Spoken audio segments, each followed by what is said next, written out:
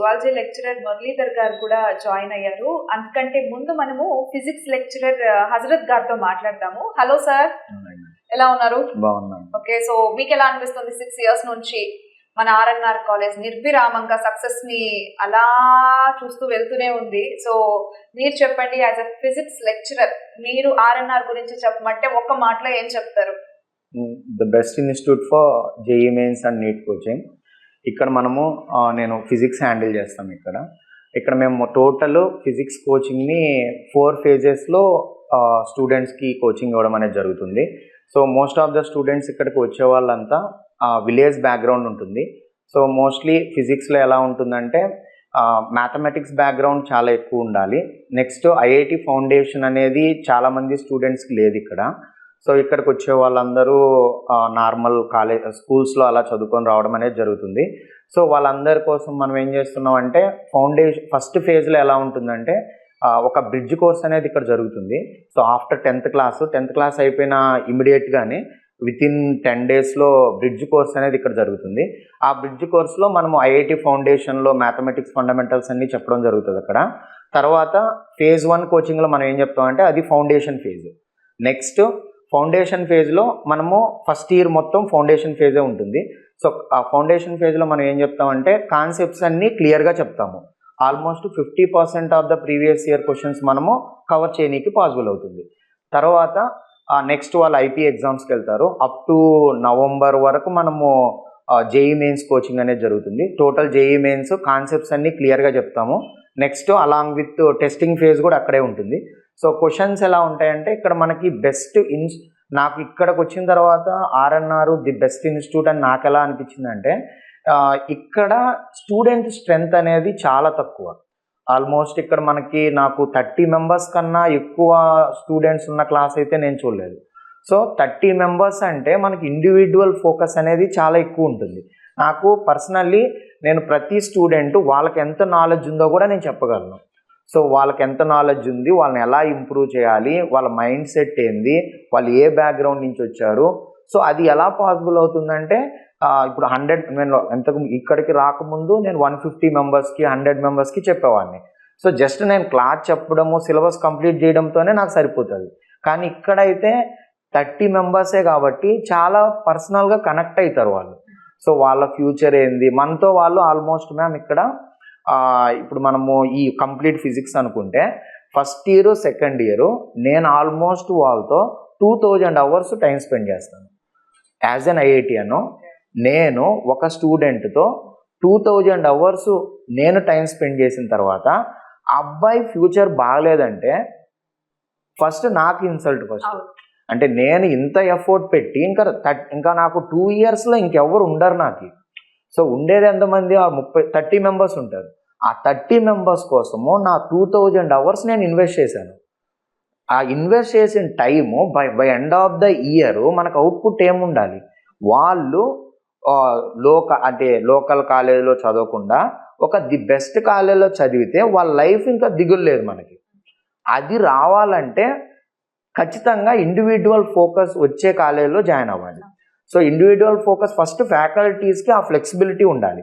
ఒక ఫ్యాకల్టీకి 1000 members-ని అలా అలాట్ చేస్తే ఖచ్చితంగా ఇండివిజువల్ ఫోకస్ ఖచ్చితంగా చేయలేరు. ఇక్కడ ఏంటంటే సో మోస్ట్లీ 30 members కన్నా ఎక్కువ మంది ఉండరు. సో త్రూ అవుట్ ఇయర్ మనము ఆ 30 members ఫ్యూచర్ ఏంది, వీళ్ళు అసలు ఇక్కడ చాలా రకాల స్టూడెంట్స్ ఉంటారు. వాళ్ళకి కొంతమందికి ఫండమెంటల్స్ ఉంటాయి, కొంతమందికి ఫండమెంటల్స్ ఉండవు, కొంతమంది బాగా చదువుతారు. సో కానీ ప్రతి స్టూడెంట్ బయటకు వెళ్ళేటప్పుడు ది బెస్ట్ కాలేజ్ జాయిన్ అవ్వాలి.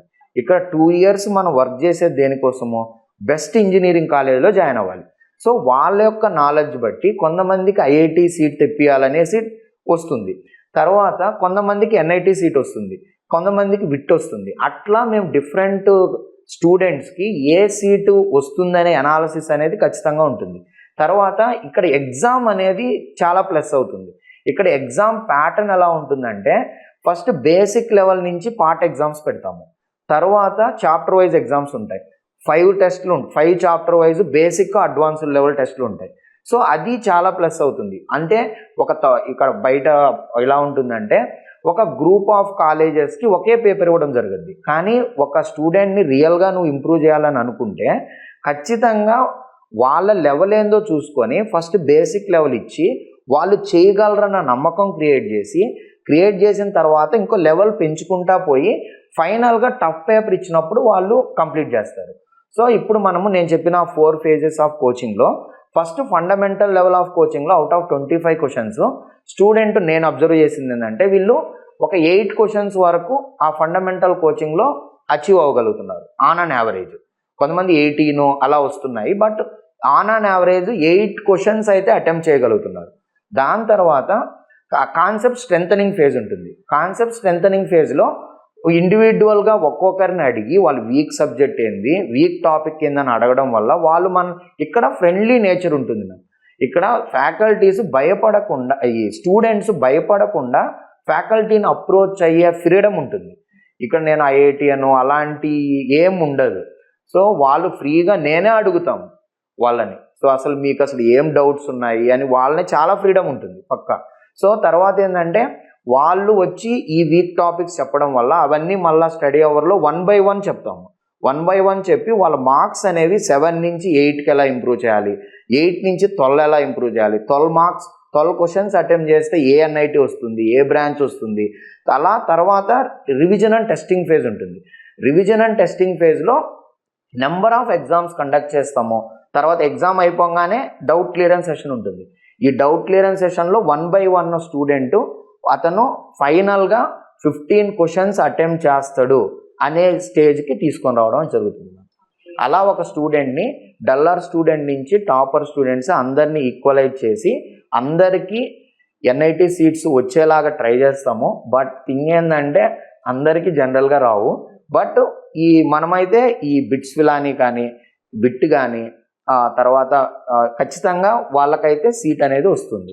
వాళ్ళ ఫ్యూచర్ అయితే ఇబ్బంది అయితే ఉండదు. వాళ్ళ 18 మెంబర్సా 19 మెంబర్సా మనకి ఇచ్చిన స్టూడెంట్స్ని వాళ్ళు లోకల్ కాలేజీలో చదువుకొని బీటెక్ అయిపోయిన తర్వాత 20,000కి 30,000కి జాబ్ చేస్తామనే పొజిషన్ అయితే ఖచ్చితంగా నేనైతే తెచ్చుకోను. అది మ్యామ్.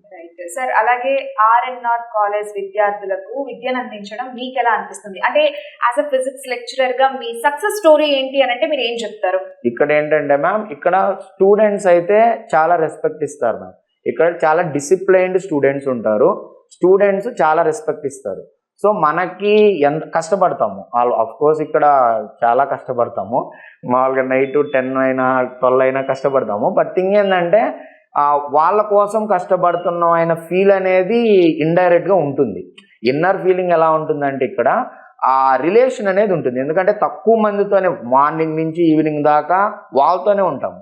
ఇంకా మనము ఇక్కడ 2000 hours కష్టపడుతున్నామంటే దానికి అవుట్పుట్ లేకపోతే అస్సలు సాటిస్ఫాక్షన్ ఉండదు. సో అందుకోసము మనము వాళ్ళ కోసం కష్టపడడం అనేది చాలా హ్యాపీగానే ఉంటుంది. వాళ్ళు ఇచ్చే రెస్పెక్ట్ కానీ వాళ్ళు మనల్ని ట్రీట్ చేసే విధానం కానీ అది చాలా బాగుంటుంది ఇక్కడ.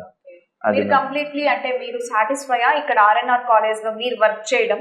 చాలా happy ma'am. Okay right sir, thank you. Okay. And మనతో పాటు జువాలజీ లెక్చరర్ మురళీధర్ రావు గారు ఉన్నారు, వారితో మాట్లాడదాం. హలో సార్, ఎలా ఉన్నారు? Hello madam, fine madam. పిల్లల్ని ఎంతో చక్కగా ఆకట్టుకునే విధానం మీలో ఉందని విన్నాము.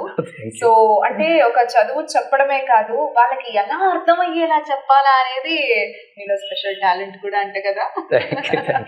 రైట్ సార్, యాక్చువల్లీ జువాలజీ అనేది ఈజియెస్ట్ సబ్జెక్టా లేదంటే టఫెస్ట్ సబ్జెక్టా? రెగ్యులర్ లెసన్స్ వింటూ యాక్చువల్గా ఇంట్రెస్ట్ అనేది చూపిస్తే ఒక ప్యాషనేట్ వర్క్ లాగా చేసుకుంటే interesting subject madam.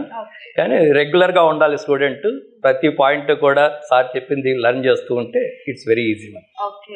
So zoology subject ని ఈజీ చేయడానికి మీరు ఏ ట్రిక్స్ యూజ్ చేస్తారు? దట్స్ యాక్చువల్లీ రివిజన్ అనేటువంటి చాలా ఇంపార్టెంట్ మేడం. ప్రతి టాపిక్ని అలా చెప్పి వదిలేయడం కాకుండా టీచింగ్తో పాటు కోచింగ్ కూడా వెరీ ఇంపార్టెంట్. అంటే టీచ్ చేసిన వెంటనే వాళ్ళకి ఇంపార్టెంట్ పాయింట్స్ ఏమున్నాయి దాంట్లో హైలైట్ చేయడం, దాన్ని బేస్ చేసుకొని డిపిటీలు అంటాం, డైలీ ప్రాక్టీస్ టెస్ట్ అంటాం, అవి కండక్ట్ చేస్తూ ఉంటాం. సో ఈ రకంగా నెంబర్ ఆఫ్ టైమ్స్ వాడు ఆ టాపిక్ మీద క్వశ్చన్స్ అడగడం వల్ల ఏమవుతుందంటే ఈ will get grip over it. So number of times ఇవి రిపీట్ చేస్తూ ఉంటాం. సో మెయిన్గా మేము ఈ ఎన్సీఆర్టీ బుక్ని అంటే నీట్ ఎగ్జామ్కి పనికొచ్చేది కాబట్టి ఎన్సీఆర్టీ బుక్ని ఎక్కువగా ఫాలో అవుతూ ఉంటాం. దాంతో ఫలంగా ఎక్స్ట్రా ఇన్ఫర్మేషన్ ఏదైనా కావాల్సి వచ్చినప్పుడు మాత్రం ఎక్స్ట్రా ఇన్ఫర్మేషన్ ఇస్తూ, సో ఈ స్టడీ అవర్స్లో కొంచెం ఫోకస్ చేసి అవి చదివించేటట్టు మేము డ్రిల్లింగ్ కూడా చేసుకుంటాం మేడం. డ్రిల్లింగ్ వైజ్ ఏమవుతుందంటే స్టూడెంట్ ఇంట్రెస్ట్ చూపిస్తాడు. అంటే పర్సనల్గా తనకు ఆన్సర్ రాకపోయినా పక్కన స్టూడెంట్ చెప్పే ఆన్సర్ని తను రాబట్టడం. సో ఈ రకంగా నెంబర్ ఆఫ్ టైమ్స్ అడుగుతుంటే నెక్స్ట్ టైం సార్ అడుగుతాడన్న అలర్ట్తో సో మా క్లాస్కి వచ్చే ముందే ఆ టాపిక్ని ప్రిపేర్ అయ్యి వస్తాడు. సో అది మాకు బెనిఫిట్ అవుతుంది. So you can learn things very easily. Okay, so మీకేమనిపిస్తుంది ఆర్ఎన్ఆర్ కాలేజ్ లో వర్క్ చేయడం? It's nearly 2 years since I work here. చాలా హ్యాపీగా ఉంది. మెయిన్గా ఇక్కడ స్ట్రెంగ్త్ అనే ఇక్కడ అన్ని కాలేజ్లో వర్క్ చేసి వచ్చాను madam. I'm having 30 years of teaching experience. So ఇక్కడ మనకు క్లాస్ స్ట్రెంగ్త్ అనేది చాలా తక్కువ. సో షెడ్యూల్ వైజ్ కూడా స్మూత్గా సింగిల్ పర్సన్ నేను హ్యాండిల్ చేస్తున్నా కాబట్టి ఎక్కడైనా ఫ్లెక్సిబిలిటీ ఉందా వర్క్లో కూడా మేము చూసుకుంటాం. సో స్టూడెంట్ని బాగా ఫోకస్ చేయడానికి ఛాన్స్ ఉంది మాకు ఇక్కడ. అన్ని సర్వేలెన్సెసే క్లాస్లో సార్ కూడా అబ్జర్వ్ చేస్తుంటాడు. క్లాసులు రెగ్యులర్గా జరుగుతాయి. డిసిప్లిన్ వైజ్ స్టూడెంట్కి కూడా బెనిఫిట్ ఉంటుంది ఇక్కడ. సో కమ్యూనికేషన్ స్కిల్స్ కూడా నేను అప్పుడప్పుడు ఇంగ్లీష్లో కూడా కమ్యూనికేట్ అవ్వమంటున్నాను. ఆ క్లాసులు కూడా కండక్ట్ చేస్తాను. సో మెయిన్గా సబ్జెక్ట్ బేస్ చేసుకుని ఇంగ్లీష్లో టీచ్ చేయడం, కమ్యూనికేట్ అవ్వడం జరుగుతూ ఉంటుంది. సో ఆ రకంగా స్టూడెంట్ కూడా బెనిఫిట్ అవుతుంది. సో ఆర్ఎన్ఆర్ కాలేజ్ గురించి సింగిల్ వర్డ్, ఓన్లీ మీరు ఇప్పుడు సింగిల్ వర్డ్ యూజ్ చేయాలి సార్. సింగిల్ వర్డ్ లో అంటే ఏం చెప్తారు? It's unique. Unique. It's unique. చాలు, ఇది ఒక్క మాట చాలు అనుకుంటారు నిజంగానే. అంటే వచ్చి ఇక్కడ ఫీల్ అయిన వాళ్ళకి తెలుస్తుంది మేడం. యాక్చువల్గా బయట నుంచి మనకు వేరే రకంగా అనుకోవచ్చు, కానీ ఇక్కడ పర్సనల్గా నేను ఉన్నాను. ఫ్యామిలీ కూడా హైదరాబాద్లో ఉంటుంది. అయినా కూడా ఫుల్ టైం ఇక్కడ స్పెండ్ చేస్తున్నాను. It's different compare to other institutions. Okay, thank you sir. Thank you.